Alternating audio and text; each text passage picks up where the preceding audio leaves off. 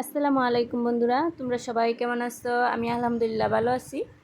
আজকে চলে আসলাম করলা আমি কিভাবে ভাজি করি আর অনেক ভালো লাগে এভাবে ভাজি করলে, সেটাই তোমাদের সাথে শেয়ার করব। দেখো, আমি ছোট ছোট করলা নিয়ে নিচ্ছি। এটাকে তোমরা কী নামে বলো জানি না, কিন্তু আমরা এগুলা বড়গুলারে করলা বলি আর এগুলারে উস্তা বলি। তো এটা আজকে আমি চিংড়ি মাছ দিয়ে ভাজি করব। চিংড়ি মাছ দেওয়ার কারণে এই ভাজিটা অনেক টেস্ট বাইরে যাবে, অনেক স্বাদ হবে। আর সাথে যদি খাওয়ার সময় বোম্বাই মরিচ হয় তাহলে তো কোনো কথাই নেই।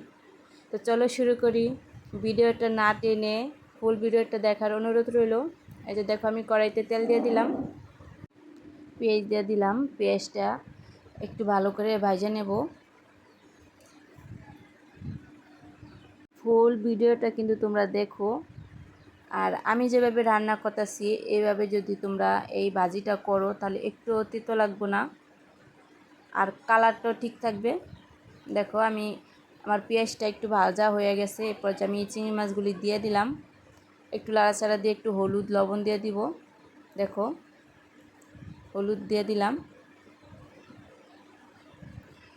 দিয়ে ভালো করে তেলের সাথে মাছগুলি ভাজবো।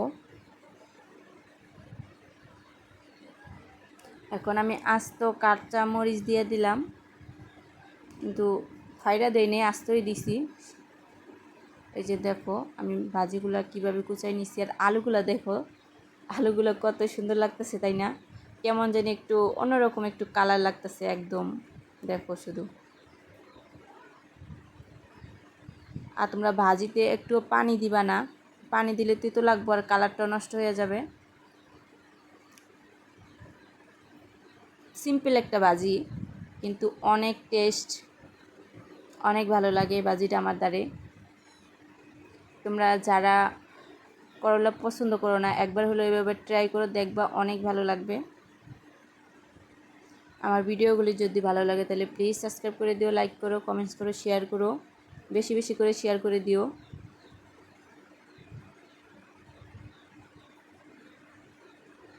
আর কারা গ্রামে থাকো, মাটির চুলায় রান্না করো, কমেন্টস করে জানাইও। দেখো, আমার রান্নাটা প্রায় শেষের দিকে, আমার রান্নাটা কমপ্লিট হয়ে গেছে। দেখো, কালারটা সেম আছে, কত সুন্দর হয়েছে ভাজিটা, অনেক মজা। আজকে এ পর্যন্তই। তোমরা সবাই ভালো থেকো, সুস্থ থাকো, আমাদের জন্য দোয়া করো। পরে আবার চলে আসবো নতুন আরেকটি রেসিপি নিয়ে, ততক্ষণ অপেক্ষা করো। আর প্লিজ তোমরা সাবস্ক্রাইব কাইটা দিও না। আর যারা বন্ধু হয়ে আমার পাশে আসো তাদেরকে অনেক অনেক ধন্যবাদ। যারা এখনও বন্ধু হও নাই তারা বন্ধু হয়ে যেও। আল্লাহ হাফেজ।